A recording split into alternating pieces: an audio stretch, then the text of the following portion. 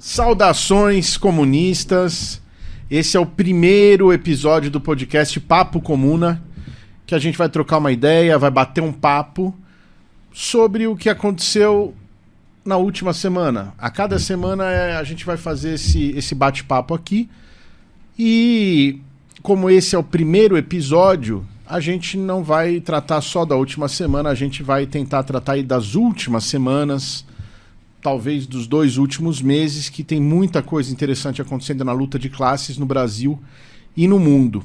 E hoje, para o primeiro episódio, a gente chamou um convidado muito especial, que é o camarada Arturo Rodrigues. Como é que é? Tudo bem? Tudo. Camarada Arturo Rodrigues, que vive em Portugal, mas é espanhol. Sou. E é professor de História da Universidade de Lisboa. E o mais importante, sou militante do Coletivo Comunista Revolucionário, que é a Internacional Comunista Revolucionária, lá em Portugal. Sensacional. Lembrando que esse é um podcast Papo Comuna, organizado pela Internacional Comunista Revolucionária aqui no Brasil, representada por mim, mas também pelos camaradas que vão aqui a cada semana tá fazendo essa troca de ideia comunista.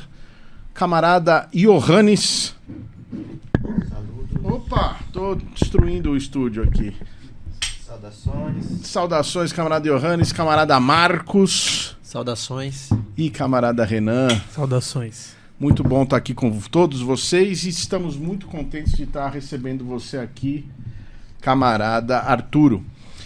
E hoje, para a gente poder começar, antes de mais nada, queríamos dizer que o Arturo está em São Paulo aqui hoje e vamos fazer a estreia de um documentário, uma exibição pública de um documentário da Internacional Comunista Revolucionária, hoje à noite às 19 horas, na próximo ao metrô Vila Mariana. Procurem aí no nosso Instagram Papo Comuna, no Instagram da Internacional Comunista Revolucionária no Brasil, tem todas as informações. E após a exibição do documentário, a gente vai ter um bate-papo ao vivo lá com o camarada Arturo. Além disso, também mais um recadinho, Arturo vai estar tratando do tema A Europa em Chamas, para tratar da questão do que tem acontecido na Europa agora nos últimos meses, numa atividade que nós vamos fazer também na terça-feira aqui em São Paulo, às 19h30, no Engenho Teatral, que fica perto do metrô Carrão, tá? Também nas redes sociais aí, tanto da Internacional Comunista Revolucionária quanto do Papo Comuna, vocês podem encontrar essas informações. E na semana que vem, o camarada vai estar no Rio de Janeiro. E aí ele vai ter uma agenda também que está sendo definida para o Rio de Janeiro a partir da semana que vem. Não percam. Não percam, é sensacional. Mais algum recado para a gente poder começar? Podemos dar início? Camaradas, estamos muito contentes de estar iniciando esse podcast. Mas a situação que a gente tem que analisar, a situação mundial, ela não é uma situação mundial contente. Ela é muito interessante em vários aspectos, mas é uma situação que traz muita preocupação, principalmente para os trabalhadores, para as classes exploradas no mundo inteiro.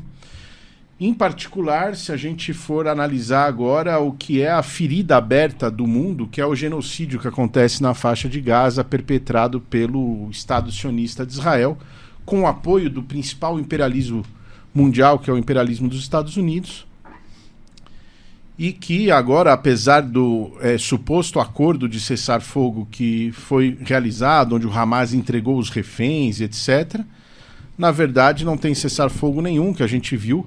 Foi Israel desrespeitando cotidianamente o cessar-fogo, jogando várias toneladas de bombas sobre a faixa de Gaza durante o período de cessar-fogo, e na verdade um genocídio que continua na faixa de Gaza, né?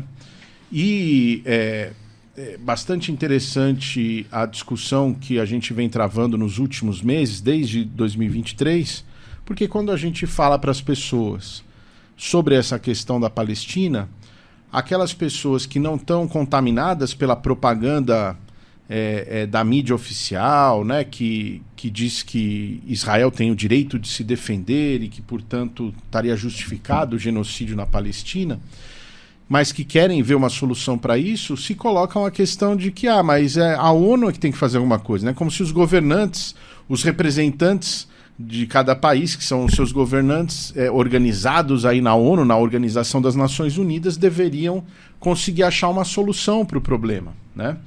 E o que a gente vê é que mesmo tardiamente, quando a ONU começa a reconhecer que há um genocídio na faixa de Gaza, mesmo ela tomando declarações e certas medidas, o que a gente vê, na verdade, é que nada do que a ONU faz é respeitado ou tem qualquer efeito sobre a situação, né? E aí a gente coloca, quando eu falo a gente, os comunistas, né? Os comunistas colocam para as pessoas, não, a solução que pode ser dada é através da própria classe trabalhadora se organizando para barrar isso. E isso soa bastante abstrato para as pessoas, né? As pessoas falam, mas como que a classe trabalhadora vai barrar isso?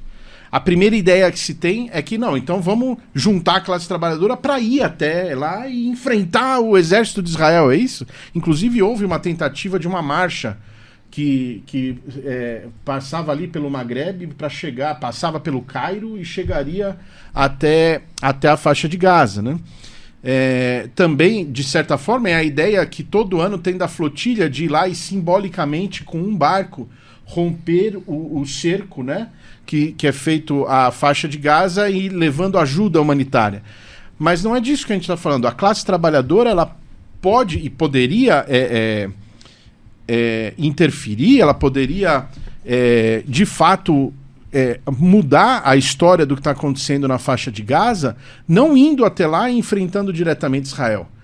Mas o fato é que nenhum trem se move, nenhum barco navega, nenhuma lâmpada acende sem a permissão da classe trabalhadora. Porque é a classe trabalhadora que faz tudo acontecer na nossa sociedade, no mundo todo. Portanto, as armas e o que Israel precisa para realizar o genocídio, o massacre sobre o povo palestino, elas só chegam até as mãos dos israelenses através da classe trabalhadora. E aí, quando a gente conversa sobre isso, a gente explica isso para alguém que não é comunista, ou que está conhecendo o comunismo, geralmente essas pessoas dizem, mas isso vocês são idealistas, vocês estão... É utópico. Vocês são utópicos, eles dizem. Porque o que vocês esperam? Que a classe trabalhadora inteira vai se organizar, fazer uma greve e parar os portos e parar tudo para... Isso já aconteceu. Foi exatamente o que aconteceu no começo de outubro agora, no começo desse mês, na Itália. Foi. E Arturo, o que você diz pra gente sobre o que aconteceu na Itália? Bem, é uma coisa inacreditável. Na Itália temos um movimento de massas que culmina numa greve geral, massiva, no dia 2 de outubro, e depois do dia 2 de outubro, no sábado, no domingo daquela semana, grandes manifestações, 2 milhões de pessoas nas ruas do país, não só fazendo manifestações, não só fazendo greve, mas de facto a palavra de ordem deles era bloquear tudo, bloqueemos tudo. E eles fizeram isso.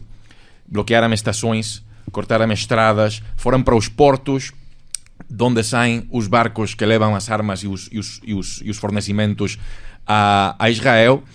E isso foi uma situação que surgiu aparentemente de uma forma muito, muito abrupta, né? No mês de setembro, como o Caio falou, a flotilha partiu para Israel. Essa questão foi se tornando num ponto central da política italiana, porque havia lá também muitos italianos, muitos dos barcos inclusive saíram da Itália, e houve grandes manifestações, como já havia havido nos últimos meses e anos, mas foi-se colocando a palavra de ordem de uma greve para impedir um ataque israelense contra a flotilha.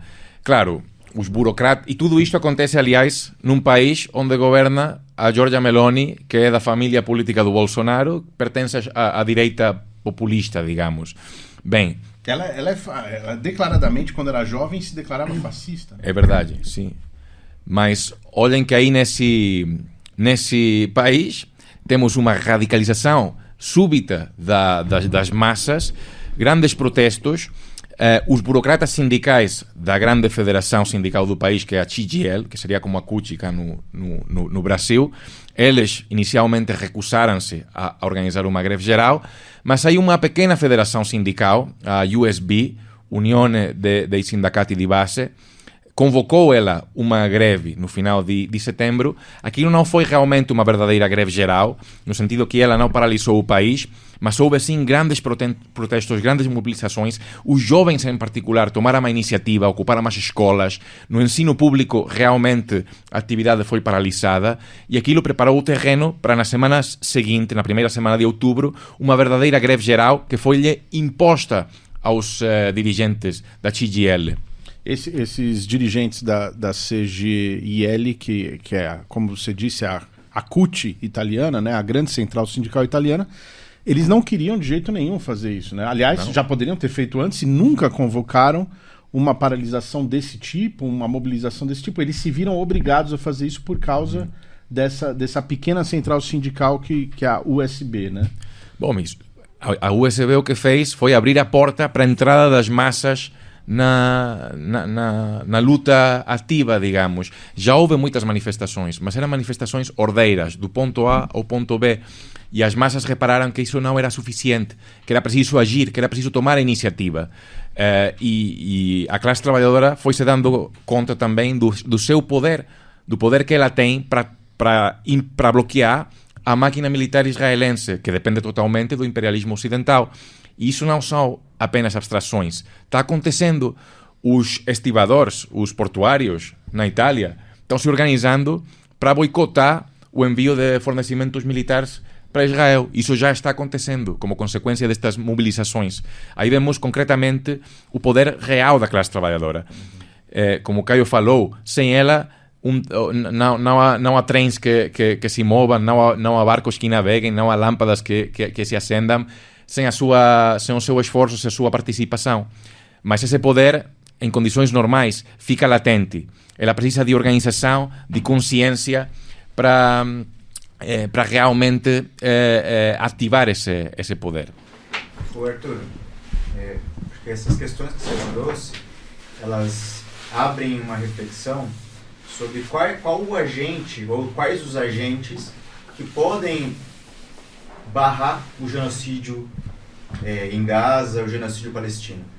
Na imprensa a gente vê muito uma discussão de que o Trump está pressionando o Netanyahu, o Trump e o Netanyahu costuraram um acordo de cessar-fogo e que agora vai. Mas a imprensa, é interessante, eu vi uma matéria esses dias, que já contabilizaram a quantidade de acordos de cessar-fogo que o Netanyahu quebrou. É mais de 50.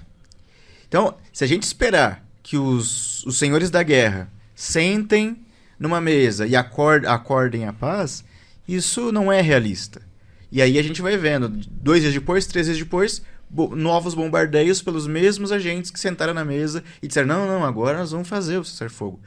Esse exemplo da Itália ele é muito interessante porque ele mostra qual é o agente capaz de impor a paz. Porque o governo da Meloni era um dos governos europeus que até então era cúmplice. Né? O Israel tem todo o direito de autodefesa de continuar fazendo genocídio. E aí os trabalhadores mostram como se impõe a paz.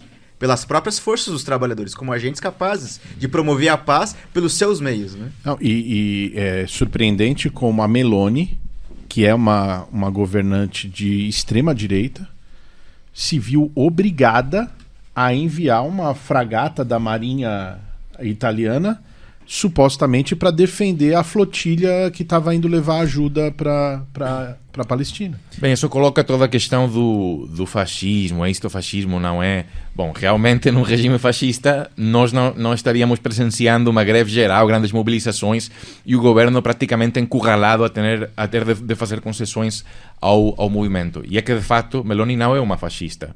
É uma política que demagogicamente aproveitou o fato de todos os outros partidos terem feito uma coligação à volta do Mário Draghi, que era um político burguês, era de facto o antigo presidente do Banco Central Europeu, ela demagogicamente colocou-se na oposição, era a única oposição de facto, e captou, portanto, uma grande parte do voto de protesto que não encontrava expressão nenhuma à esquerda. Portanto, o pêndulo inevitavelmente virou para a direita. Porque a esquerda, inclusive, estava compondo o governo junto com o Draghi. Estava com o Draghi, exatamente.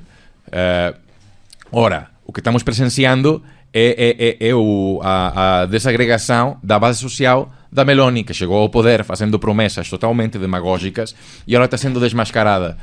E esta questão da Palestina é uma coisa importante. Não é só uma questão de solidariedade internacional abstrata, embora a solidariedade desempenhe um papel muito importante, mas ela está misturada também com as questões internas da Itália, né? A frustração provocada pelo governo, pela sua política capitalista, a queda das condições de vida provocada pela crise do capitalismo, que se expressa de uma forma muito intensa na Europa. A Palestina, nesse contexto, atuou como um catalisador do descontentamento na sociedade. E isso está acontecendo não apenas em países governados pela direita populista, mas também temos o caso da Espanha, onde também tivemos grandes mobilizações. As massas, as multidões, impediram o final da Vuelta Ciclista, que é uma corrida de bicicletas que fazem todos os anos, onde havia uma equipe israelense. Elas saíram para as ruas em Madrid, 100 milhares de pessoas, fizeram a polícia recuar.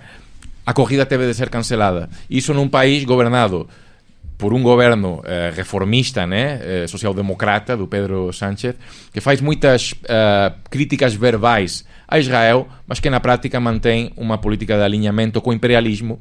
E o que deve ser dito sobre todos estes governos é que a sua política externa é uma prolongação, está interligada com a sua política interna. E os mesmos governos que atacam as condições de vida dos trabalhadores na Itália, na França, até na Espanha, embora de uma forma um bocado diferente, né, mais devagar, digamos, são os mesmos governos que na sua política externa apoiam Israel, apoiam a chacina e apoiam o imperialismo. Ô Arturo, isso que você colocou tem no fundo o que você está falando é que, e aí tem uma frase que ficou famosa, né, que foi: nós queríamos libertar a Palestina e estamos libertando a nós mesmos, algo nesse sentido, ou seja... Nos cartazes, na Itália, acho que a gente via bastante isso. Né? Ou seja, a classe trabalhadora está percebendo, inclusive, que, seu inimigo está em casa, né? E que, inclusive, ao combater o seu inimigo, que é a burguesia que ataca os seus direitos, ataca as suas condições de vida, ela, inclusive, é capaz de ajudar a Palestina. E aí é uma questão bem interessante, porque, né, a questão da solidariedade de classe que você tocou, e que eu acho muito interessante, é que é o seguinte: é isso, tudo que Israel faz, ele pode fazer porque alguém está armando, alguém está fornecendo os insumos, a matéria-prima e tudo mais. A partir do momento que isso não chega, porque a classe trabalhadora não permite que isso chegue, porque o poder está na mão da classe trabalhadora e ela percebe isso. Então, a classe trabalhadora está tirando lições muito importantes de tudo isso que está acontecendo. Ela começa a cada vez mais sacar conclusões que, digamos assim, vão desenvolvendo a consciência, né? Vão desenvolvendo a consciência, fizeram a experiência com governos de esquerda que não se mostraram capazes de resolver as condições de vida na Europa, né? A gente teve as experiências Syriza, Podemos e tudo mais, está fazendo agora experiência com esses partidos que chamam de fascistas, mas que nós estamos vendo que tem uma base, na verdade uma demagogia que tem uma base populista que cada vez mais se descola, porque percebe a fragilidade disso. Ou seja, o que vai sendo colocado na Itália, a gente está vendo no mundo todo, é uma intensa luta de classes, e na Europa as coisas não estão fáceis também, né? É verdade que a questão palestina é o catalisador, mas as condições de vida na Europa expressam, né? Você fala, o que é o declínio? O que quer dizer isso de declínio absoluto do imperialismo europeu? É assim, ó. Na Europa você tem países em que as pessoas conseguem emprego, que pagam pouco, mas elas não conseguem moradia. Elas não conseguem pagar um aluguel. Seja pelo valor exorbitante, seja porque não tem casas disponíveis. E aí você vê pessoas tendo que dormir na rua, em estacionamento, procurando abrigos, e isso cresce. Ou seja, a gente não está falando de desempregados, a gente está falando também de pessoas que têm emprego e não conseguem. Olha, eu vim para cá há alguns dias e no avião fiquei sentado ao lado de uma senhora brasileira estava trabalhando em Portugal e ela começou assim a falar, tipo uma raiva de classe que veio à tona aí nessa conversa, dizendo que a situação em Portugal não era melhor que no Brasil, que havia trabalhador brasileiro morando na rua em Portugal, o que é de facto verdade, que a gente ganha salários de 800 euros e tem de pagar por um quarto pequeno, sem luz, 500 ou até 600 euros. Não dá para viver. Esse é o rosto real do capitalismo no mundo e concretamente na Europa, onde o que estamos presenciando é uma queda brutal das condições de vida pela perda de posições e de competitividade do capitalismo europeu. As burguesias são obrigadas a atacarem os trabalhadores e temos aqui uma grande radicalização. E lembrem que o que provoca as revoluções não é a miséria absoluta, não é a pobreza a pobreza absoluta, mas de facto são as mudanças abruptas nas condições de vida das pessoas. E na Europa estamos vendo isso muito claramente, né? Tornou-se num furacão para a luta de classes. Eu acho que essa questão das condições de vida afeta inclusive um setor que se mostrou bastante dinâmico nessas últimas mobilizações, que é a juventude, né? Então, por exemplo, você citou um pouco a questão das mobilizações da juventude nesse processo, né? Porque não é só a USB que pressiona a CGIL, mas também a mobilização dos jovens na Itália, na Espanha, em outros países. E, por exemplo, aqui no Brasil, há pouco tempo as mobilizações estudantis também conseguiram agora o rompimento do acordo, né, acadêmico que tinha entre a USP e a Universidade de Haifa. E isso também passou ao longo desse último período, essa luta de estudantes, universitários, etc., em todos esses países. Eu acho que é uma questão também a se colocar sobre isso que o Johannes falou, dos agentes que têm uma capacidade de fato fazer uma resistência em relação à questão da causa palestina. Acho que é a classe trabalhadora, mas também esse setor dinâmico, né, que é a juventude. Antes de voltar para o Arthur, eu só queria ressaltar uma coisa aqui que está aparecendo, acho que de maneira bastante interessante. É fato que a consciência... Porque muita gente pode dizer assim... os trabalhadores são ignorantes, votam na direita, né? Os pobres votam na direita, os explorados votam nos seus exploradores. Então o povo não sabe votar, o povo tem o governo que merece, etc. O povo é manipulado pela mídia e não sei o quê. E de fato, é verdade que a consciência ela é manipulada. Mas não são essas instituições da burguesia que criam a consciência. Elas podem manipular a consciência, mas elas não criam. E os grandes acontecimentos que nós estamos vendo agora, eles estão criando uma nova consciência. Então existe toda uma nova geração agora que está vendo tudo isso que está acontecendo. E que nós vamos falar aqui de alguns dos países, mas a gente poderia falar de muitos outros. Mas tem uma lista de países onde hoje estão acontecendo manifestações massivas absolutamente fora do controle daqueles que dominam a sociedade. E isso está passando um pouco de um país para o outro. É verdade que a Palestina tem sido um catalisador nos países da Europa, mas em outros lugares não. No Nepal, por exemplo, não tinha ligação com a Palestina, ou nas Filipinas, Quênia, Bangladesh, ou no Quênia, Bangladesh, Marrocos, né? Não necessariamente tinha ligação com a Palestina. Em outros lugares, a causa palestina tem catalisado, mas que também expressa uma fúria, uma ira popular que não diz respeito somente à Palestina, mas às próprias contradições daquele país onde está se expressando o movimento. A Coreia do Sul agora também parece que teve uma mobilização grande em relação à Palestina. Mas é interessante também como essa nova geração ela vai aprendendo um pouco com o que está acontecendo nos outros países, mesmo que a mídia busque esconder isso, busque manipular. Uma das expressões disso é o anime One Piece, que apareceu em várias manifestações em países diferentes, mas o símbolo do One Piece estava lá. E eu acho que talvez também na Europa, em particular, onde isso aconteceu de maneira mais avançada, a palavra de ordem bloquear tudo Ela não veio da veio, França. Veio da França, né? E foram os trabalhadores e os jovens italianos que pegaram nela. Mas isso começou na França, que é um país que, como você falou, Caio, aí o catalisador foram as próprias condições internas, mas também a questão da Palestina acabou radicalizando a situação.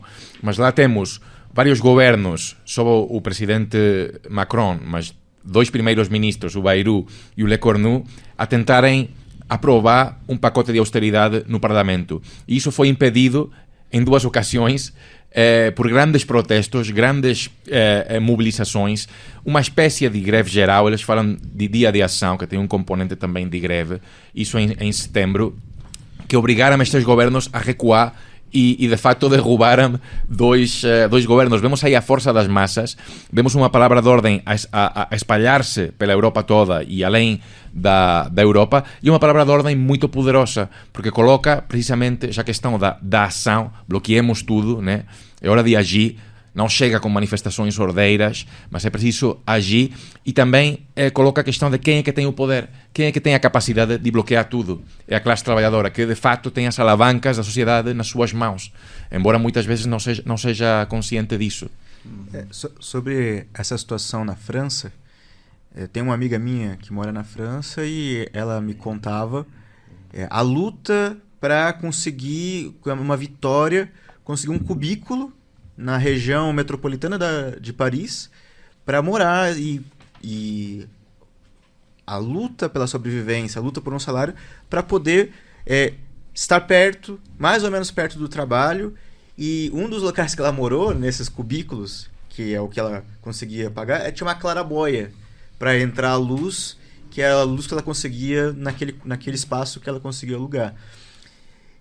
E isso, ela está morando lá há algum tempo, participou então, essa luta pela sobrevivência de uma jovem trabalhadora na França, participou das manifestações dos coletes amarelos, que chegaram a colocar o governo do Macron na parede. Ele conseguiu sobreviver àquilo, e agora está colocada uma nova onda de mobilizações, onde a vida dos trabalhadores da juventude francesa não melhorou desde os coletes amarelos. Pelo contrário, piorou. A economia francesa está pior, as condições de vida estão piores, e o governo lida com o que ele fez para salvar os bancos, para salvar as empresas do passado, com o endividamento público, agora querendo colocar sobre as costas dos trabalhadores e desses jovens a conta. Então a raiva que se desenvolve, que aparece como um elemento similar em vários países, também se desenvolve agora também nos países que eram ditos desenvolvidos. Eu fico um pouco impressionado com a França, porque é bastante... sabe, sempre que tem uma mobilização massiva na França, ela assume um caráter muito radicalizado, né? Isso acho que tem a ver com as tradições da classe operária francesa, né? Talvez desde ali da Revolução Francesa, passando pela Comuna de Paris e tudo mais, o maio de 68 também, as ocupações de fábrica nos anos 30, mas também em 68, né? Onde teve fábricas ocupadas. Mas no último período, né, a gente viu muitas manifestações muito radicalizadas na França, não só através dos coletes amarelos, mas outras. Mas o Macron, por exemplo, está se segurando, né? O Macron já poderia ter sido derrubado algumas vezes, né? Caíram alguns primeiros ministros, mas o Macron se segura. Como é que você está vendo isso, Arturo? Por que você acha que a França está nessa situação hoje também? Bem, na França temos o que eu diria uma tormenta perfeita para a luta de classe, porque temos aqui uma potência capitalista em absoluto declínio, que há já décadas que ela está perdendo competitividade, os seus monopólios verificaram-se pequenos demais para a concorrência dos Estados Unidos, da China, dentro da Europa, da própria Alemanha, e ela foi perdendo terreno, o capital francês foi perdendo terreno contra a sua concorrência, e a burguesia francesa durante um tempo conseguiu adiar essa crise, né? esse declínio, através da dívida. Mas agora a dívida tornou, ou seja, através do crédito, que agora se tornou numa montanha de dívida que deve ser paga com interesses que estão aumentando cada dia, e isso obriga a burguesia francesa, com o seu representante, que é o Macron, a atacar os trabalhadores. Não tem outro caminho. É atacar os trabalhadores, é cortar o gasto público, mas o problema da burguesia francesa é que ela tem um grande obstáculo nesse programa dela, um grande entrave, que é a classe trabalhadora francesa. Está muito organizada, que tem grandes tradições revolucionárias, que vão até a Revolução Francesa, a Comuna de Paris, maio de 68.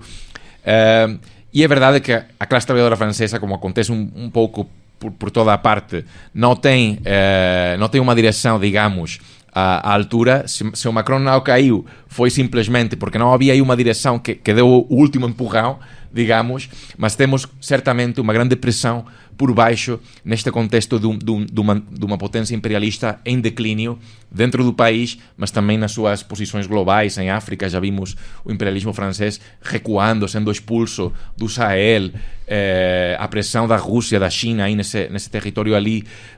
Portanto, temos aqui um furacão da luta de classes e temos de ir acompanhando o que acontece ali. Não, e não só, você falou do caso do Sahel e a questão, por exemplo, da resistência da própria classe trabalhadora francesa, mas também esse declínio que também é expresso nas lutas políticas nesses países africanos, né, que eram muitas vezes dependentes da França. Então, por exemplo, esse movimento expresso agora em Madagascar é um caso muito importante disso, porque até pouco tempo atrás muita gente sequer sabia que Madagascar existia. As pessoas ouviam Madagascar, Ilha do Amor. Não só a música do Olodum, né? O pessoal do carnaval vai pensar em Madagascar por causa da música do Olodum, mas muita gente por causa do filme, né? De Madagascar e tal. Então, assim, um país que era há pouco tempo, né, bastante desconhecido, é uma das maiores expressões dessas mobilizações da geração Z que a gente viu. Nepal, Indonésia, Marrocos, etc. Mas Madagascar também. E chega um ponto em que esses grandes levantes que começaram por conta da questão da energia, da água, a geração Z se mobiliza, consegue pressionar sindicatos a ameaçar uma grande greve nacional, faz com que o presidente fuja, né, o Rajoelina, ele fuja inclusive também pelo ódio que ele despertava por conta da associação que ele tinha com o imperialismo francês, né? Então acho que também é interessante pensar esse declínio, né, dos imperialismos europeus, o imperialismo francês na África também, expresso por esses levantes. Assim, eu acho que Madagascar é um caso bastante interessante disso. Mas Madagascar teve uma situação onde, no final das contas, foi o exército que acabou assumindo a frente, né? E isso é uma questão que a gente vê em todo lugar, de alguma forma, essa dificuldade que, diante da ausência de partidos revolucionários, esses grandes levantes possam levar a conclusões, né, e a uma vitória de fato da classe trabalhadora e da juventude.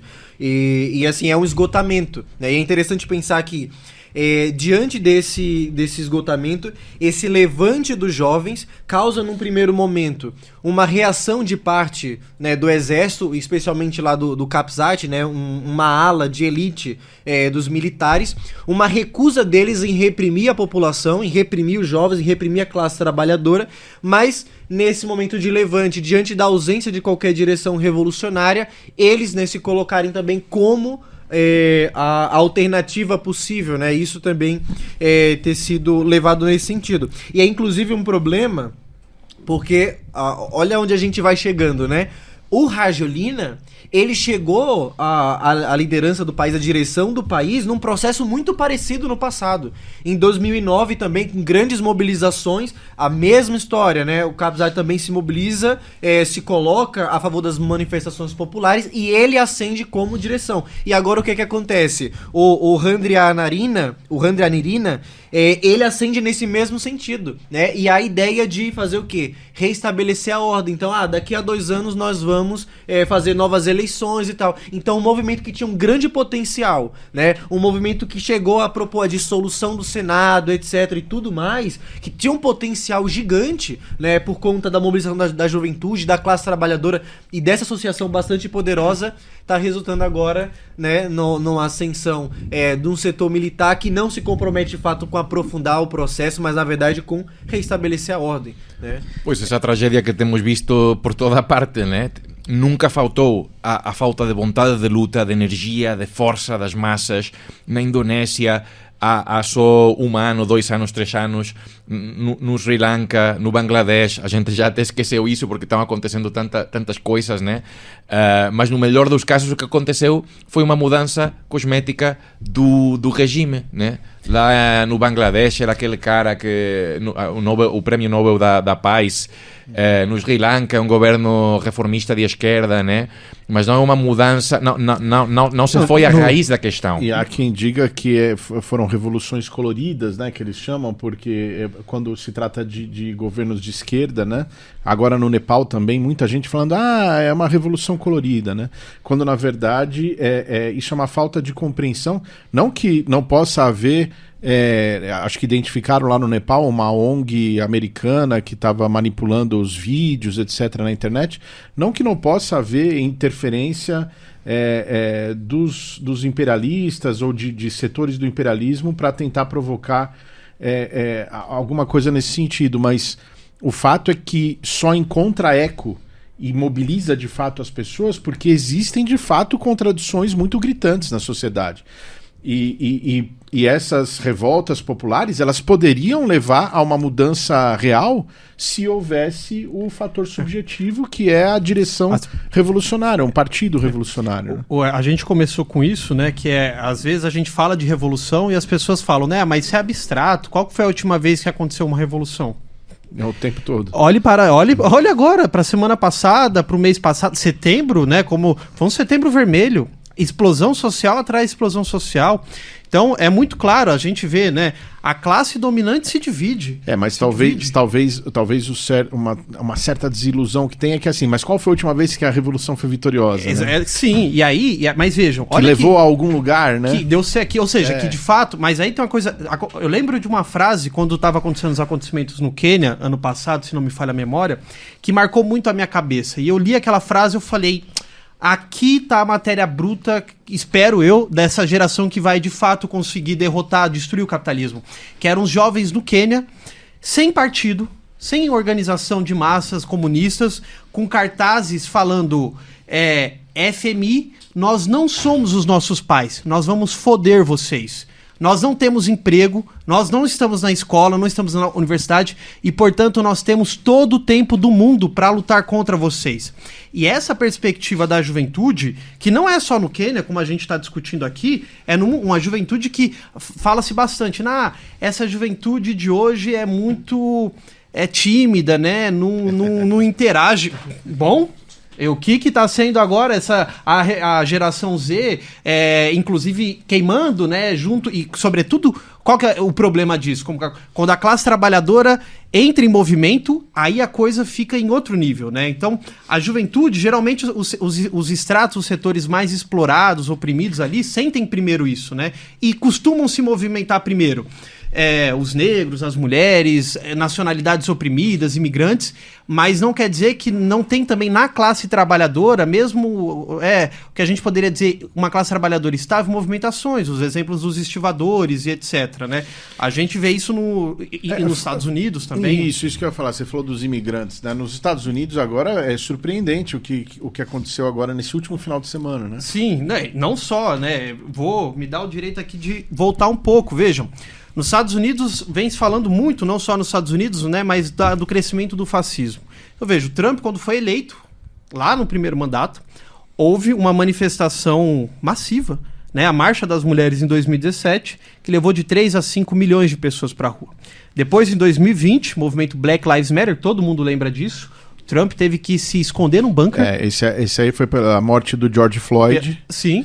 E foi surpreendente porque houve manifestações em centenas de cidades onde a população queimou viaturas da polícia e delegacias da polícia.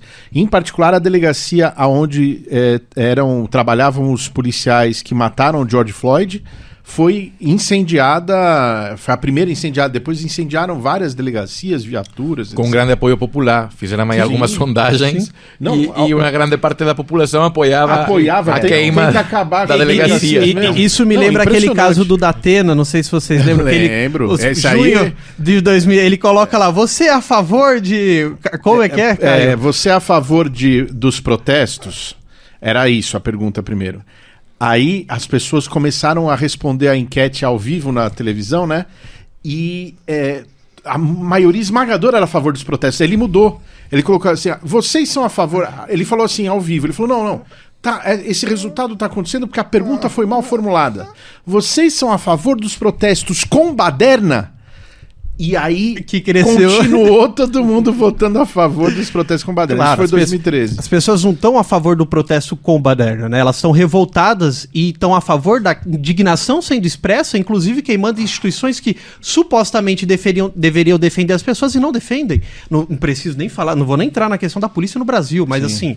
E isso lá... E aí, entrando no que aconteceu agora na semana passada, com o movimento No Kings, né? Que sem reis, não reis, abaixo os reis, né? Por quê? Porque, veja, o Trump não tem uma, né, não se apoia sobre uma camada de massas ali, e aquilo tá... Esse protesto mostra isso, uma coisa que começou em julho, na verdade, que já tinha levado muita gente às ruas, tinha levado cerca de 5 milhões de pessoas às ruas, que é muita gente, nesse período dos Estados Unidos, praticamente se tornou uma das maiores manifestações, e agora no 18 de outubro, 7 milhões nas ruas, fazendo dessa... provavelmente a maior manifestação dos Estados Unidos nos últimos anos. Mas sabe que eu vi? É impressionante as manifestações agora nos Estados Unidos. Mas veja, o Trump soltou na rede social dele um vídeo feito por inteligência artificial, onde ele está pilotando um caça militar e ele sobrevoa as manifestações e joga merda na cabeça das pessoas. É um vídeo bastante ousado, porque a mensagem que ele está passando eu não sei, né? A interpretação que eu faço tô cagando para vocês, por um lado, mas por outro lado ele também está dizendo o seguinte: eu podia estar jogando bombas em vocês. E eu poderia estar matando vocês agora.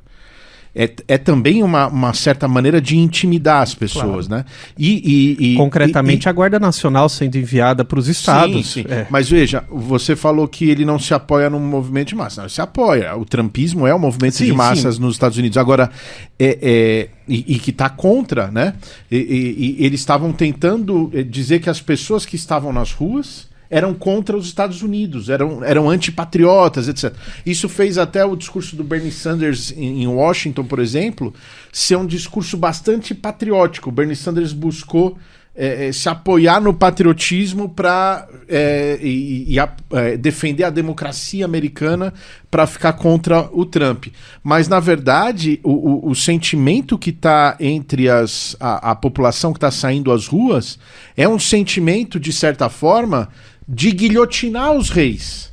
É também um sentimento, de certa forma, de cortar a cabeça dos reis. Ou seja, é um sentimento de revolucionário. Sim, né? sim. Eu acho que essa discussão sobre o que está acontecendo nos Estados Unidos, vinculado com os antigos países estáveis da Europa, ela evidencia que quando a gente fala de economia, quando a gente fala da relação entre França e os países da África, que ela usava como semicolônias, quando a gente fala sobre os Estados Unidos e a relação dele com os países do mundo inteiro, mas em particular no Oriente Médio, em particular nas Américas, e agora até na Europa, os conflitos do Trump com os estados europeus, e em particular com a China, que está ocupando esse espaço deixado pelos estados europeus, não é uma discussão geopolítica. Não é uma discussão do conflito entre estados. Isso é como que a crise entre os capitalistas, quando o bolo está menor, eles precisam lutar entre eles para disputar esse bolo, e quem vai pagando a conta, quem vai piorando suas condições de vida é a classe trabalhadora de cada país, e isso vai gerando uma insatisfação com a vida que vai minando a legitimidade daqueles regimes políticos de continuarem gerindo a vida dos trabalhadores em prol dos capitalistas.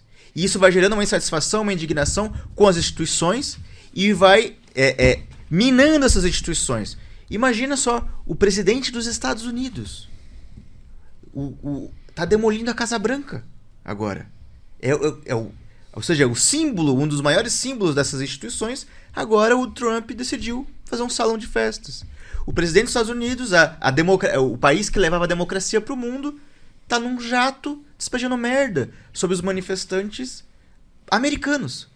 Isso, ao mesmo tempo que o Trump ele é resultado da crise dessas instituições, ele reforça a crise dessas instituições e as massas vão respondendo a isso. Sim. Ou seja, isso que está acontecendo tende a gerar Sim. uma reação ainda mais firme e contundente desses manifestantes, que se começaram lá no George Floyd incendiando delegacias, agora, passado mais esse tempo, qual que vai ser a próxima reação Sim. com o Trump apostando mais, aumentando a aposta frente aos trabalhadores? A expressão disso é o prefeito de Chicago agora chamando greve geral, né? Contra o Trump que está mandando tropas para Chicago, né? É uma coisa impressionante. Mas só um comentário que me veio à mente aqui, né, na questão da base sobre a qual o Trump se apoia, né? O que eu quero dizer com isso? O Mano Brown deu uma entrevista há um tempo, na época do crescimento do bolsonarismo e tudo mais, em que ele fala ali, né? Eu me recuso a acreditar que o meu vizinho é fascista, que o meu amigo que estudou comigo é fascista. O que o Mano Brown estava falando ali? Olha, a classe trabalhadora fez a experiência com governos de esquerda, fez a experiência com o petismo. Não resolveu. E agora alguém está oferecendo uma solução, ainda que falsa, ofereceu uma solução, né? Qual foi a solução que o Trump ofereceu? Fazer a América grande de novo. América primeiro. Reindustrializar a América, voltar os empregos, expulsar os imigrantes. Me dá uma parte nisso, Renan, que eu acho que é muito ilustrativo. Vejam bem, eu lembro muito bem que quando o Lula terminou o segundo mandato dele em 2010, ele terminou o segundo mandato com 86% de aprovação. 86%. Bem alta. Ou seja, 86% dos eleitores aprovavam o Lula. Em 2016, a Dilma sofreu impeachment, o Lula foi preso em 2018 e o Bolsonaro foi eleito em 2018. Aqueles que votaram no Bolsonaro, acho que foi cerca de 39% dos eleitores que votaram no Bolsonaro, né, quando ele ganha no segundo turno do Haddad, porque se você tira as abstenções tal, é que dá 51%, sei lá, ou 57%. Mas no geral foi cerca de 39% de apoio que o Bolsonaro teve. Se ele teve 39% de apoio e em 2010 o Lula tinha 86% de aprovação, significa que a gente tem aí algumas dezenas de milhões de brasileiros que aprovavam o Lula, que votaram no Lula, inclusive, e que depois votaram no Bolsonaro.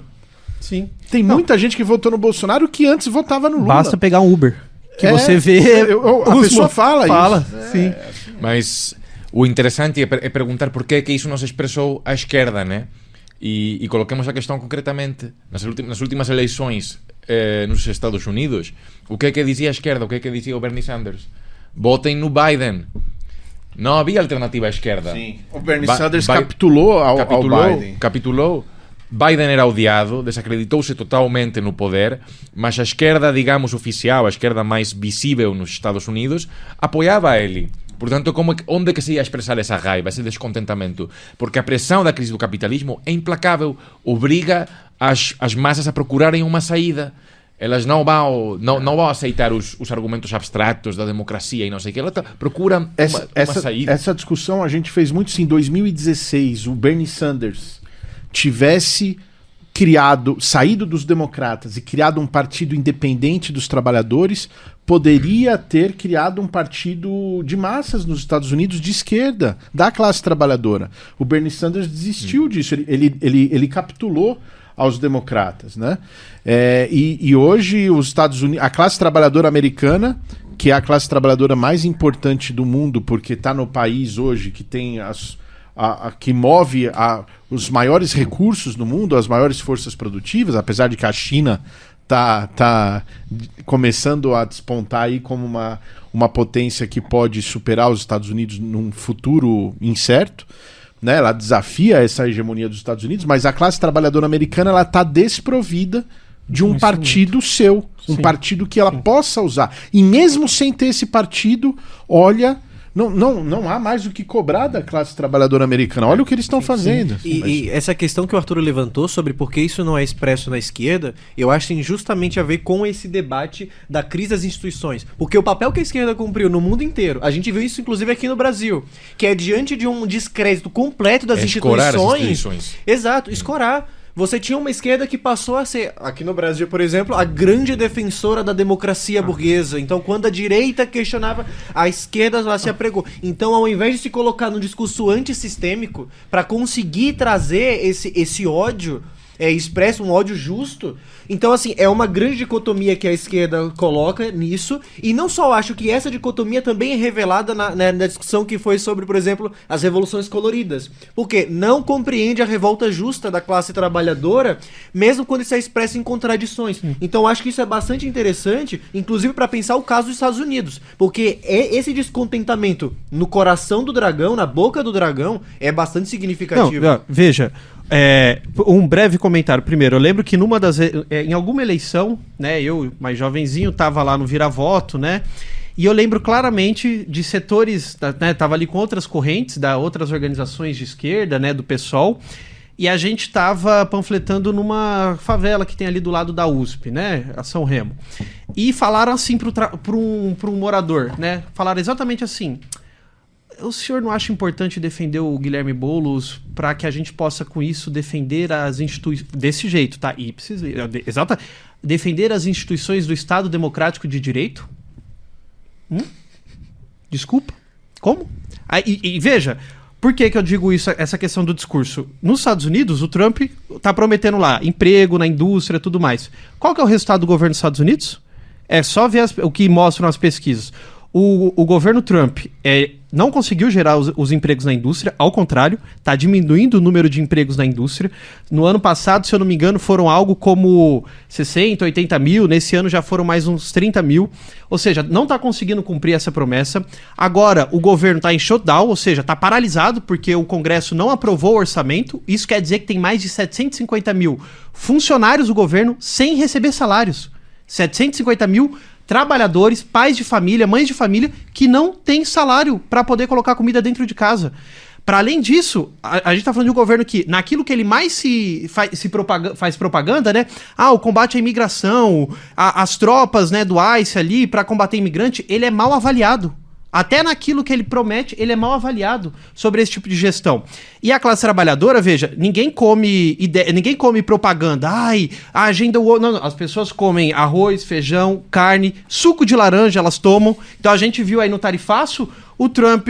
não sei o quê. Aí quando a importação de laranja para os Estados Unidos ia virar um problema, o que aconteceu com próprios setores da burguesia dos Estados Unidos? Falou o Trump: não dá para ficar sem a laranja dos brasileiros não, cara. Pelo amor de Deus, a gente precisa das laranjas. Então, a classe trabalhadora americana, cada vez mais vai percebendo que o Trump não consegue entregar aquilo que ele prometeu. É pura demagogia. E vai se descolando disso. Agora, como falou, ela vai... Em que ela vai achar uma alternativa? Isso coloca a questão de qual esquerda que nós estamos falando. Porque a esquerda... Não, qual esquerda? O Bernie Sanders é o que nós estamos falando de esquerda. Está dentro do Partido Democrata. Aceitou a Hillary Clinton como candidata. E agora o Biden, a Kamala. E agora Biden, a Kamala. Essa esquerda não oferece nenhuma alternativa. Pelo contrário, né? Ela reforça a ilusão dos trabalhadores de que esse sistema pode ser usado. Só que setores amplos dos trabalhadores fizeram a experiência, estão vivendo essa situação de vida, estão perdendo as suas ilusões nessas instituições e estão se radicalizando. Não é por acaso que a seção americana da Internacional Comunista Revolucionária está tendo uma audiência gigantesca nos Estados Unidos. Revolutionary Communists of America. Esse é o nome em inglês. E é impressionante o que aconteceu no Brasil recentemente.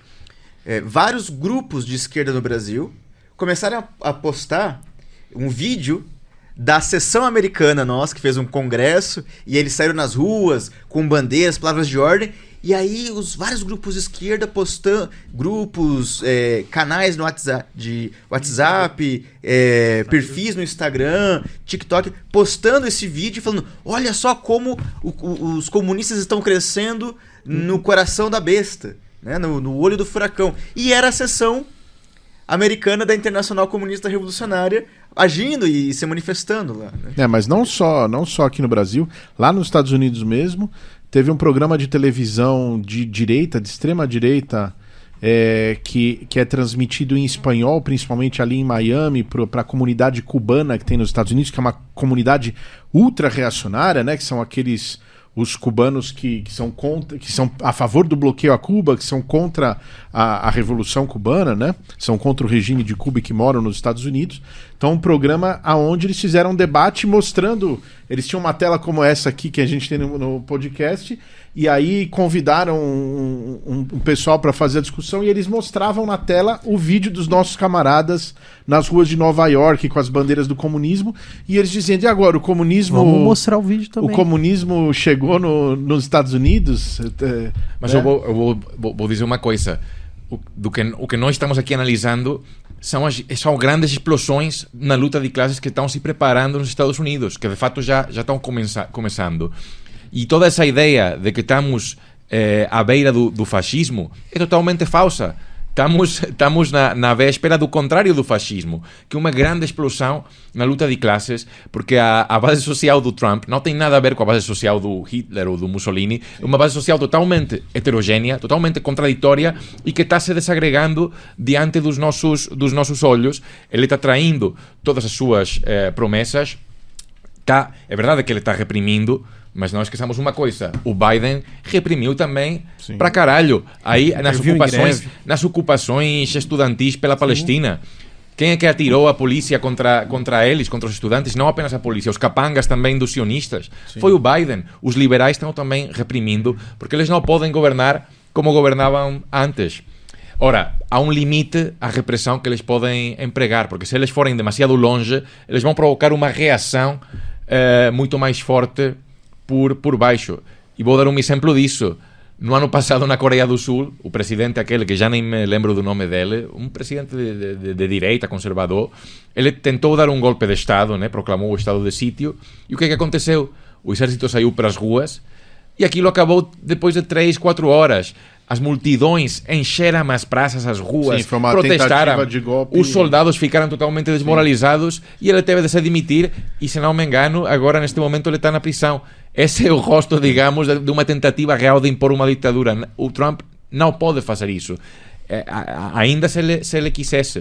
O que temos diante de nós são grandes explosões da luta de classes. Ele está se desmascarando não apenas com a questão econômica, da inflação, da migração, como o Renan falou, mas também com a sua política externa. Ele fala muito de paz, mas já vimos ele bombardear o Irão, apoiar Israel na chacina em Gaza, e agora temos toda esta situação criando-se lá na Venezuela. Vamos mostrar o vídeo dos camaradas americanos. Acho que é impressionante. Não é à toa que tanto nos Estados Unidos quanto aqui no Brasil o pessoal ficou impressionado, né? Esse aí eu acho que é em eu não sei se é em Minneapolis esse. Não vem ao caso. Filadélfia, acho eu. Filadélfia.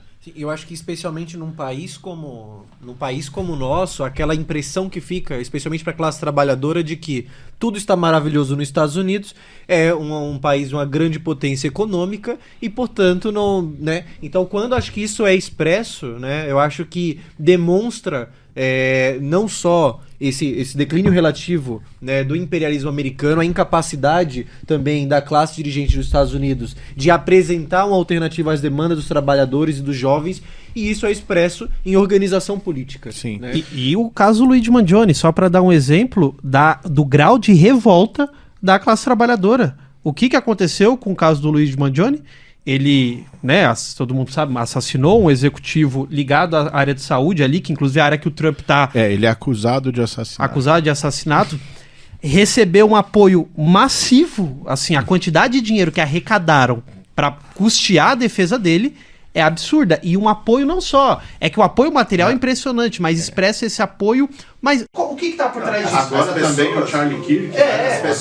No caso do Luigi, as pessoas, quando a polícia estava caçando ele, e aí divulgaram a imagem dele com uma determinada roupa, e solidariedade, as pessoas se vestiram igual a ele para confundir a polícia para não encontrar ele.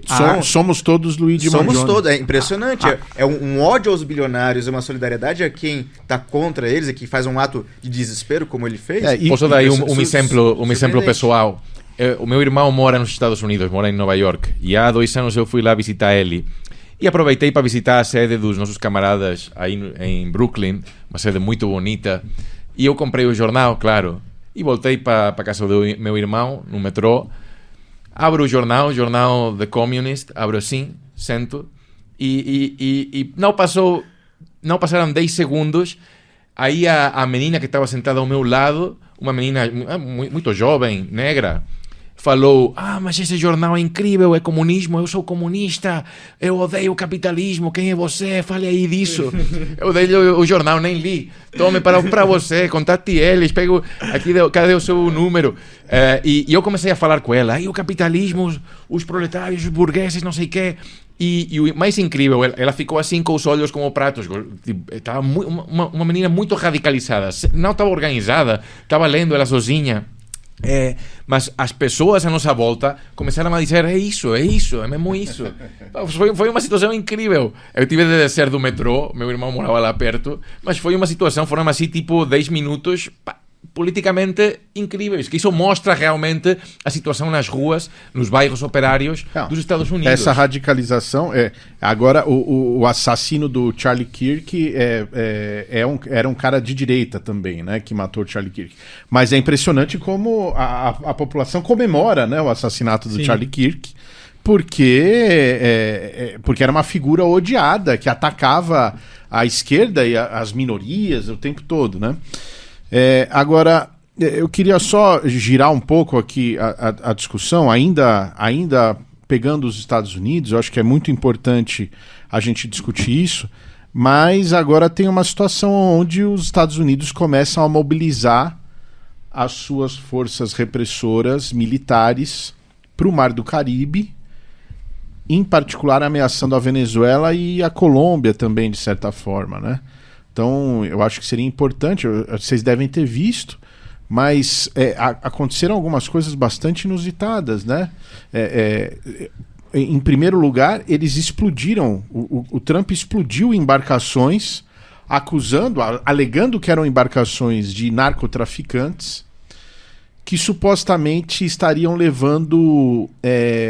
como é que é o nome daquilo? Cocaína? Né? Não. É uma anfetamina, né? Metanfetamina? Não, mas é um outro nome lá que que tá entrando muito nos Estados Unidos e que é um absurdo ele ter alegado isso, porque esse é uma droga que não é produzida na Colômbia ou na Venezuela ou na América do Sul. Fentanilo. Como que é? Fentanilo, isso. O fentanil é produzido no México e a inteligência americana sabe disso.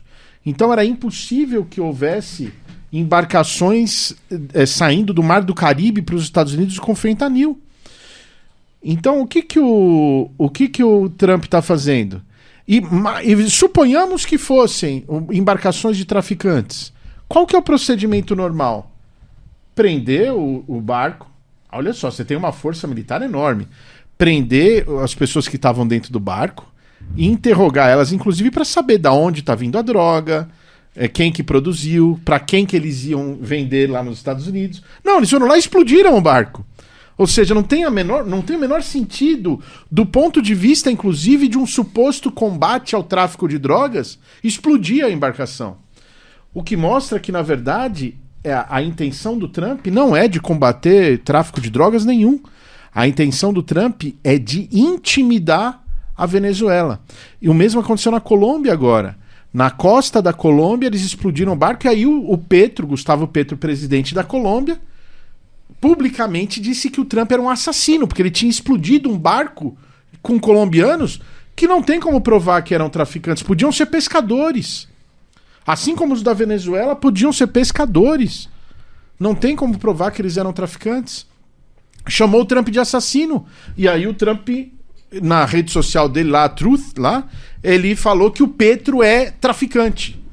Ou seja, é uma escalada É isso agora, nessa semana. Isso é uma escalada das tensões entre os países e que mostra que o Trump está com uma disposição muito forte de ir para cima desses países, né? Eu acho que uma questão para a gente se perguntar e que acho que ajuda a gente a se aproximar de compreender essa dinâmica é por que o Trump está fazendo isso. Ele é um louco? Ou ele faz isso a esmo? Ou ele faz isso com todo mundo? Por que ele está fazendo isso nesse momento, sobre essa forma, né? Então, essa é uma questão importante para a gente refletir. Recentemente, a gente teve aqui no Brasil um debate entre os comunistas que fazem parte da Internacional Comunista Revolucionária e surgiu uma polêmica, um debate aqui, e nós discutimos isso sobre o que estava acontecendo na América Latina. O que estava acontecendo no Brasil? Por que o Trump está agindo do jeito que está, com os tarifaços no mundo inteiro, e em particular na América Latina e no Brasil? E surgiu uma polêmica, posições diferentes sobre o que estava acontecendo. Eu acho que uma coisa importante para que a gente fez para se aproximar de uma resposta foi adotar um método de análise do marxismo, que eu acho que tem uma figura que nos debates a gente elaborou e que eu acho que ilustra bastante, que é a ideia de você pegar um quebra-cabeça de 1000 peças, só que com essas peças têm uma qualidade diferente. Elas vão se modificando, elas não são estáticas, porque a realidade não é estática.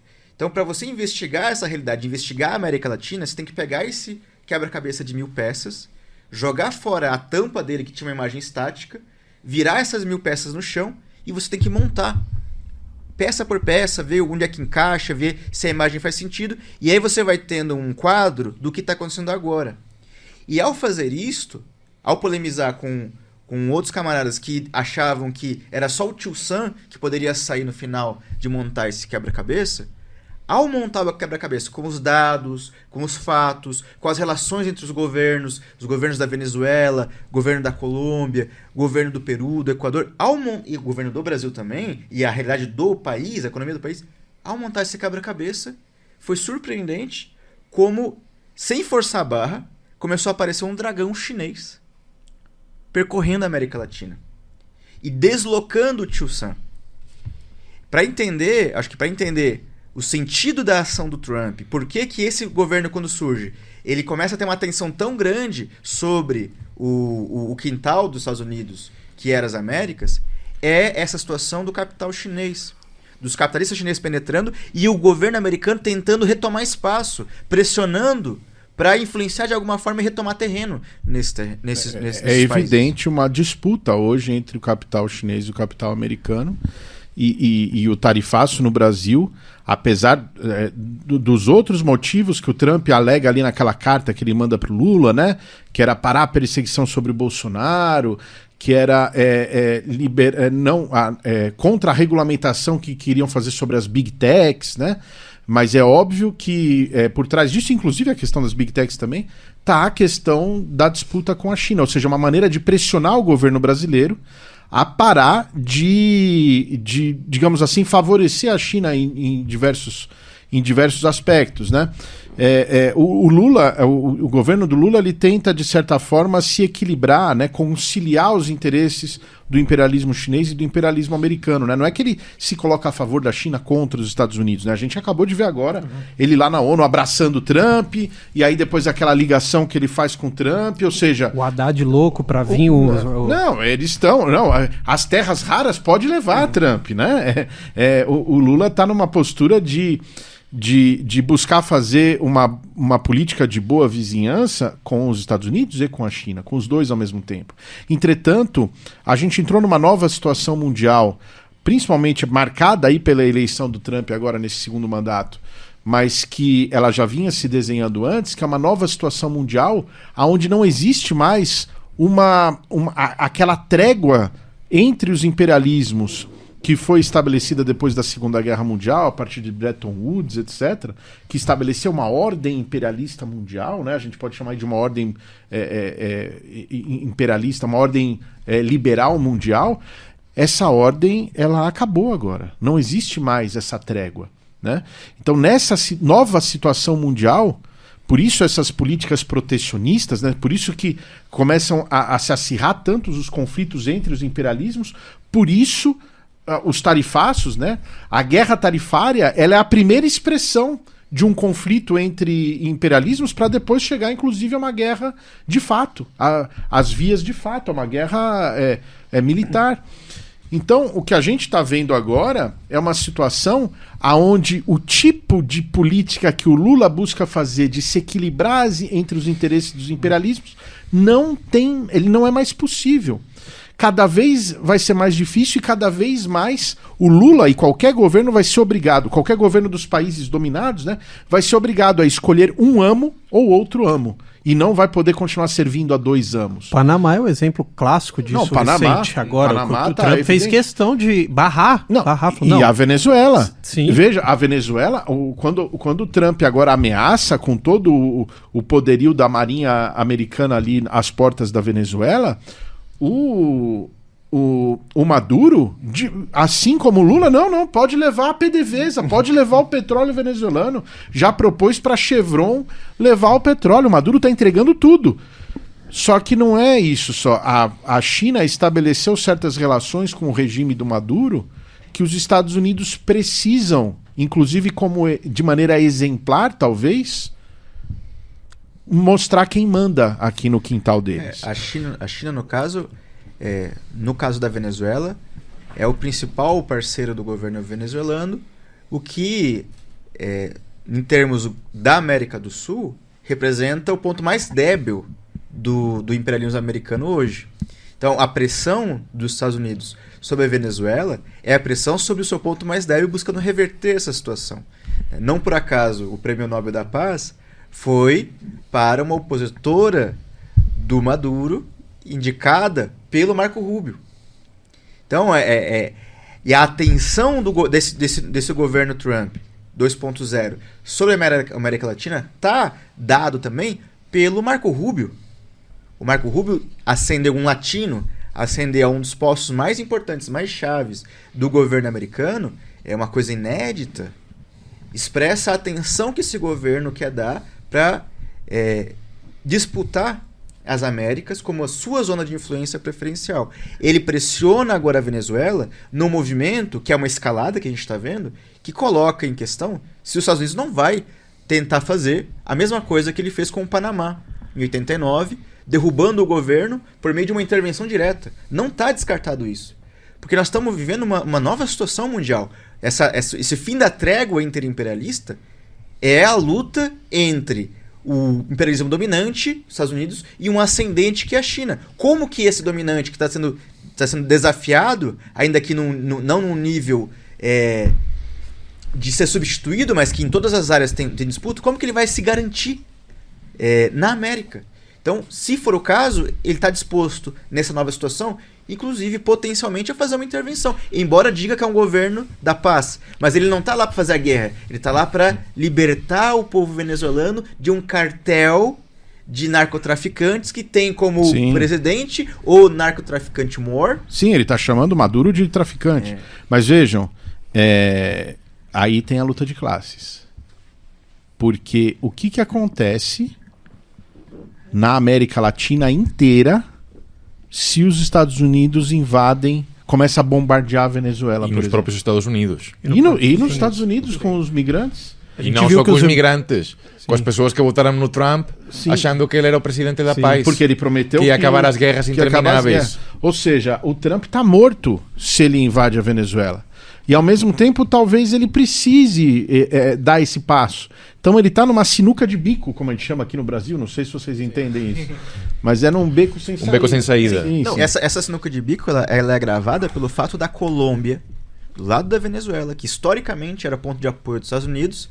As bases americanas estão lá. A maioria 7 bases americanas na Colômbia. A maioria Colômbia. da economia colombiana está vinculada aos Estados Unidos, Mas agora, o Caio pontuou, é um governo com um presidente que é um outro narcotraficante. E o governo da Colômbia diz, se atacar a Venezuela, nós vamos intervir e vai ficar feio para os Estados Unidos. Ou seja, a crise, a sinuca de bico, a crise, ela está posta também porque a Colômbia está num outro quadro agora da correlação de forças que os Estados Unidos têm nas Américas. Sim, e num momento em que, mesmo antes dos Estados Unidos invadirem a Venezuela, a gente já está vendo uma série de mobilizações bastante importantes aqui, Equador, Peru, né? Argentina também contra o Milei. É bastante impressionante o desenvolvimento. Né? Sim, não. A importância que a América Latina tem nessa questão e o papel que vai jogar a classe trabalhadora em toda a América Latina é muito importante, porque assim, esse movimento que está colocado de uma ascensão de um imperialismo chinês que ocupou um terreno deixado pelo declínio do imperialismo europeu, por exemplo, já na África, o domínio em vários países na Ásia, e agora o que fica, né? Então, assim, por uma série de motivos, seja por questão de mão de obra, seja por extrair a partir do crédito da dívida, tem uma série de fatores importantes nisso tudo. O caso do Peru, por exemplo, mobilizações massivas em relação à questão por conta da Previdência, o ataque à Previdência peruana, e o dedo da China em várias questões da América Latina, a importância que a América Latina tem, do ponto de vista, inclusive, da própria indústria chinesa. Então, por exemplo, não só os Andes, Peru e Argentina, Chile, o que eles podem fornecer de cobre, lítio, que é bastante crucial para a indústria chinesa, mas também o Brasil, a Indonésia, que tinha passado há pouco tempo atrás tentando barrar a exportação de níquel bruto, né, direto para a China, e o Brasil que também aparece como um lugar bastante potencial. Então, assim, a tendência é intensificar cada vez mais a disputa entre China e Estados Unidos, desses dois imperialismos, por expoliar, né, a América Latina e a classe trabalhadora latino-americana é muito grande. Então, assim, acho que o papel que vai jogar e a atenção que a gente tem que dar nisso, a política desenvolvida pelo Lula ou também por outras direções, seja o Petro também ou o Maduro, assim, é de uma atenção bastante importante. Assim. E espoliar e também ter onde jogar suas mercadorias, no caso da China, né? Porque vamos lembrar que, assim, a China, mesmo sendo o país aí com a maior população, não sei se a Índia já passou a China, mas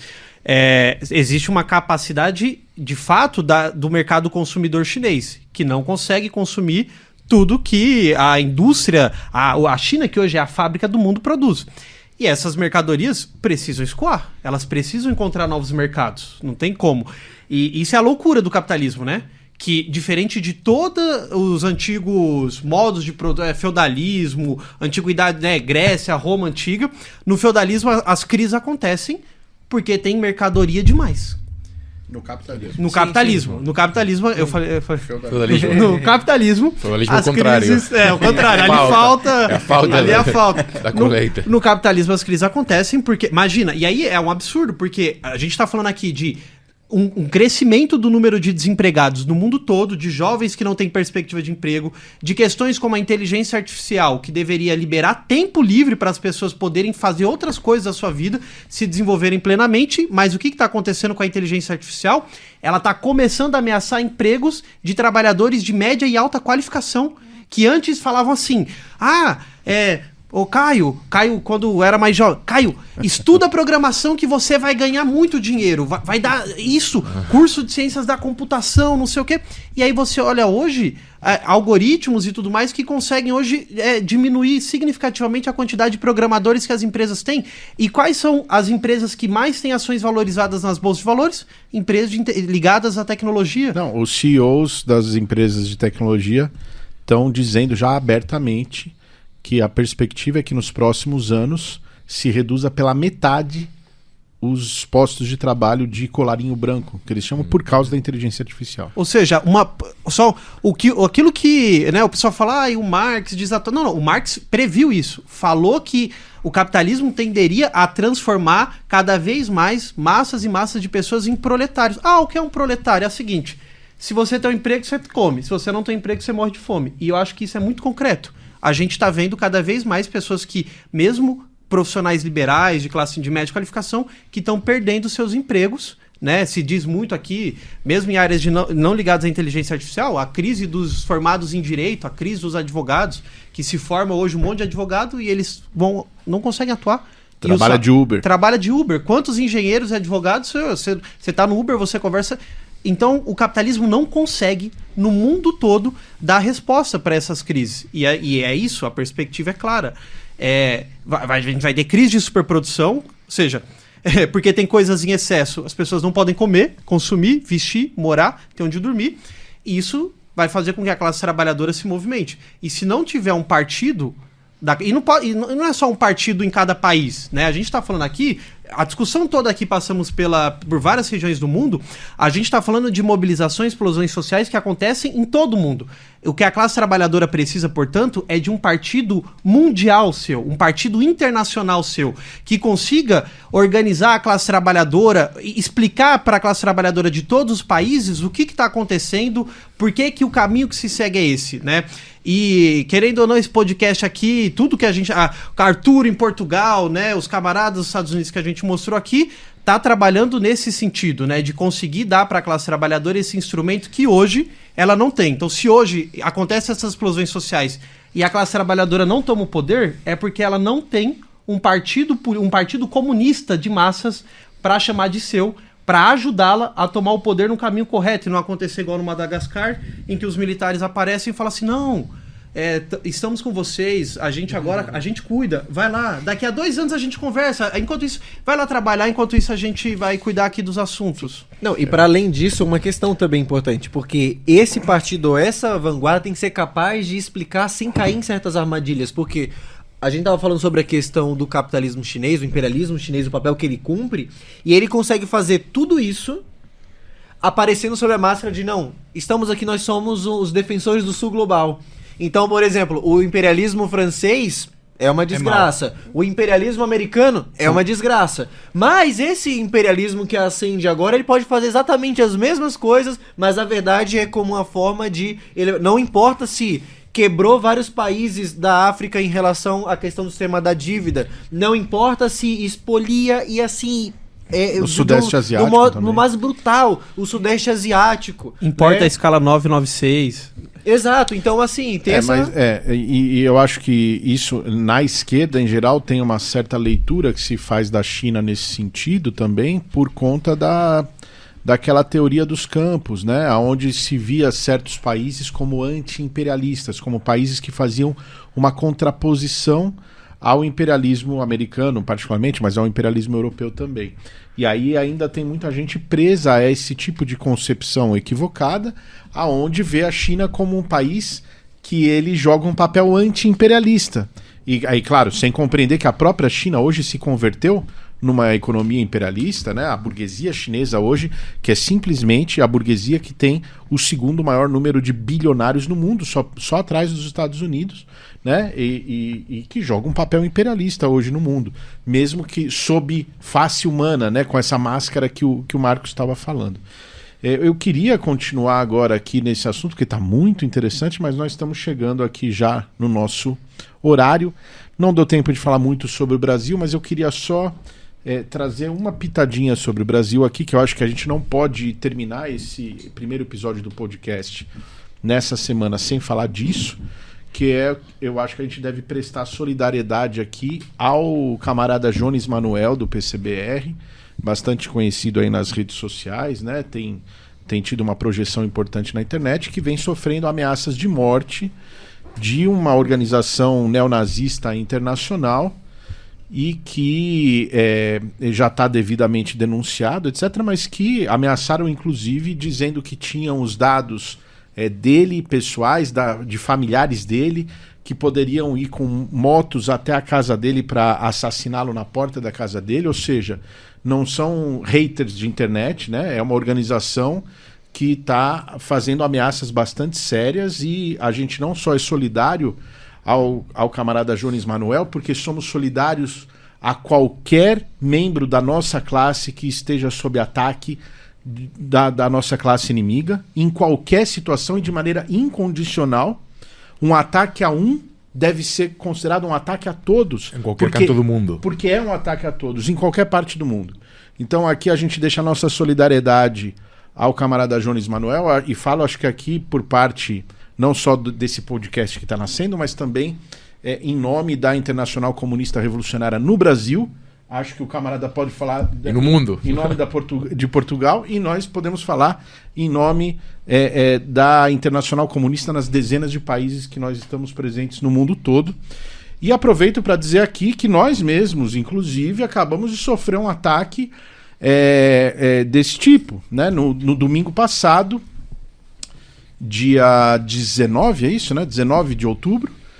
Nós estávamos fazendo uma plenária aqui em São Paulo, preparatória ao Congresso, que em novembro deve fundar a nova seção brasileira da Internacional Comunista Revolucionária. Uma plenária em São Paulo, que recebeu a visita de um vereador de Guarulhos, bolsonarista, que eu não vou dizer o nome para não dar projeção para ele, que apareceu na nossa plenária com outros 9 homens, ou seja, eles estavam em 10 pessoas, dizendo que comunistas matam cristãos e nos acusando de termos matado cristãos. Isso está gravado em vídeo, que ele publicou, inclusive. E numa clara tentativa de fazer uma provocação para que nós pudéssemos agredi-los de alguma maneira, porque eles invadiram o nosso espaço e eles estavam com várias câmeras filmando para depois usar isso para buscar expor, ganhar views e likes, etc. Pode parecer inofensivo como uma provocação para fazer uma coisa na internet, mas não é tão inofensivo assim. Não é tão inofensivo assim porque essa prática de organizar um grupo de pessoas para ir numa assembleia de trabalhadores, numa reunião de trabalhadores, numa reunião da classe trabalhadora que seja, nesse caso, uma plenária de comunistas, e para tentar desbaratar essa reunião, para tentar implodir essa reunião, isso é uma prática fascista. É uma prática fascista. Então, esses fascistas que fizeram isso no domingo passado, apesar de simplesmente se dizerem ali cristãos, conservadores de direita, o que é um absurdo, né? De maneira alguma isso tem a ver com os cristãos, né? Não é uma prática dos cristãos fazer isso. E, inclusive, não se trata de que os comunistas mataram cristãos, isso é uma falácia, uma mentira que ele está propagando, mas esse mesmo vereador você pode encontrar no mesmo canal aonde ele colocou o vídeo lá e numa outra página do Instagram que apoia o Bolsonaro, que tem 1 milhão de seguidores, que está divulgando o mesmo vídeo. Ele diz abertamente, numa polêmica que ele tem lá com outro vereador da Câmara Municipal de Guarulhos, que é um município aqui da região metropolitana de São Paulo, que ele não tem problema nenhum de matar qualquer um que tentar matar os capangas dele. Ou seja, ele diz abertamente, fala abertamente sobre esse tipo de coisa e, portanto, é um ataque que deve ser considerado também como um ataque que atenta à nossa integridade. Então a gente também repudia esse tipo de ação da mesma maneira como a gente está repudiando as ameaças de morte ao camarada Jones Manuel. Então eu queria encerrar aqui com isso. Sei que pesou um pouco o clima, mas ao mesmo tempo que a gente está comemorando aqui o episódio de inauguração, né, de início desse podcast, mas eu acho que é importante a gente estabelecer isso daqui. E o Rani, você queria falar? Só para a gente levantar o clima antes de encerrar, todos os casos que a gente citou, Nepal, França, Itália, Sri Lanka, Espanha, Marrocos, Marrocos, nos Estados Unidos, no Peru, no Equador agora, tem uma mesma bandeira aparecendo, o Caio já citou ela, a bandeira do anime One Piece, que é a bandeira do personagem principal, que é o Luffy, que é uma caveira com ossos cruzados atrás dela, uma caveira sorridente com um chapéu. Essa bandeira está aparecendo em todos os protestos. É um símbolo que está sendo agarrado em todos esses países, o que é impressionante. E se a gente adentra esse universo do One Piece, essa bandeira é um símbolo do grupo do Luffy, que são piratas, que estão numa aventura para derrubar um governo tirano, um governo global tirano e corrupto que oprime os povos de todo aquele universo. O que a geração Z está falando, esse marcador, né, a geração Z que em cada país vai variando a faixa etária, mas que engloba milhões e milhões de jovens e trabalhadores hoje, eles estão falando isso. Que eles estão trazendo uma ideia que era da poesia, que era do anime, buscando trazer para a realidade a luta contra a tirania, a luta contra o que se expressa de forma global, que é essa situação que eles vivem. Então eu acho que para a gente trazer para cima é observar como que essa realidade de proletários, que é comum a todos eles, está aparecendo dessa forma mais lúdica, dessa forma poética, também eles entendendo que a vida deles é semelhante em todos esses países e que eles estão lutando por uma causa semelhante. Sim. Bom, camaradas, foi um prazer estar aqui nesse Papo Comuna com vocês. Camarada Arturo, mais uma vez... Como disse o Chico Buarque, foi bonita a festa, pá. Foi bonita a festa, pá. Muito obrigado pela tua presença. Espero que a gente possa ter você aqui mais vezes. Claro. E queria agradecer aqui também ao camarada Fogo, que nos ajudou aqui na gravação, no estúdio. Queria agradecer também a camarada Lorena, que esteve aqui no nosso apoio. Quero agradecer também aos camaradas da P16, Palmeiras Antifascista, que me veste aqui hoje com essa camiseta pela libertação da Palestina. E esperamos vocês na próxima semana com mais um episódio do Papo Comunista. É isso aí, venceremos.